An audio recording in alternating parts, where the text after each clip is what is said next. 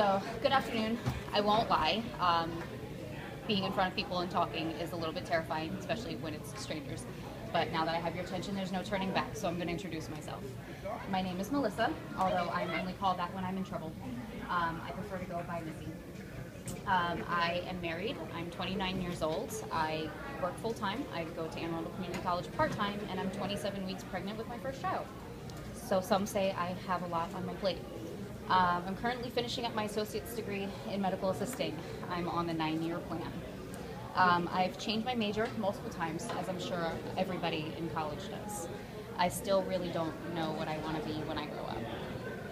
I've always loved learning about beauty and health, so I decided that I would like to have a career in dermatology where I feel like both can kind of go hand in hand.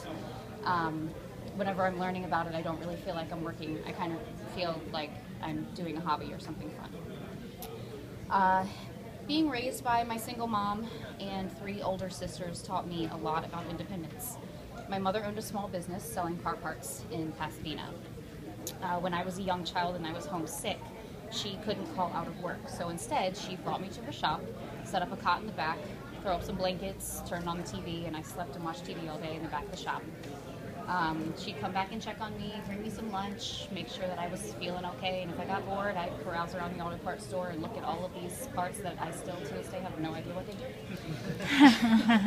I still remember the smell of that shop, actually. The auto parts store kept her busy for 20 years until it went under. A big industry auto parts store moved in right down the street and shut her down, and it was really hard for us.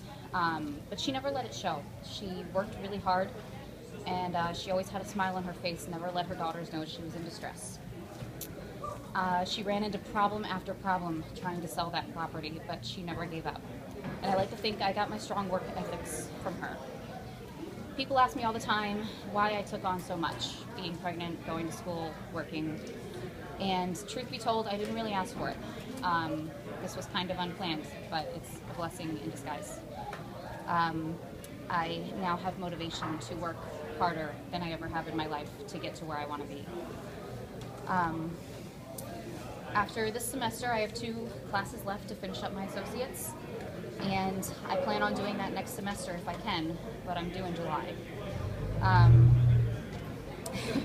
Just yesterday, actually, when I was at work, I had a conversation with a customer about being a new mom and doing classes, and he just looked at me and said, "You won't be taking classes next semester."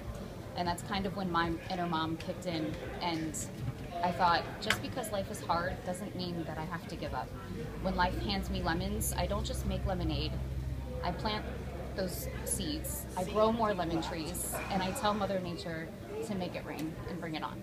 That's just who I am.